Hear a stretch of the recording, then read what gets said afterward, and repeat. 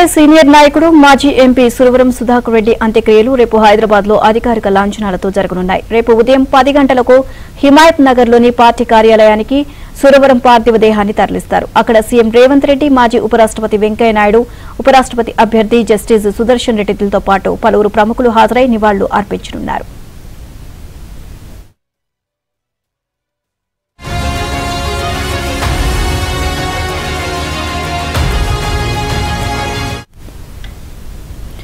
ఉమ్మడి మహబూబ్ నగర్ జిల్లా కొండ్రావుపల్లి గ్రామంలో 1942 మార్చి 25న జన్మించారు సురవరం సుధాకర్ రెడ్డి.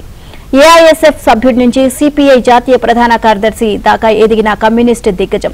ఉన్నత కళాశాల విద్య కర్నూలులో పూర్తి చేసిన సురవరం హైదరాబాద్ ఉస్మానియా విశ్వవిద్యాలయంలో ఎల్ఎల్బీ చదివారు. ఒకవైపు పెదనాన్న సాంస్కృతిక ఉద్యమ ఆదర్శాలను, మరోవైపు తండ్రి స్వాతంత్ర పోరాట స్ఫూర్తిని పుణికిపుచ్చుకున్న సుధాకర్ రెడ్డి చిన్న వయసులోనే సమస్యలపై పోరుబాట పట్టారు.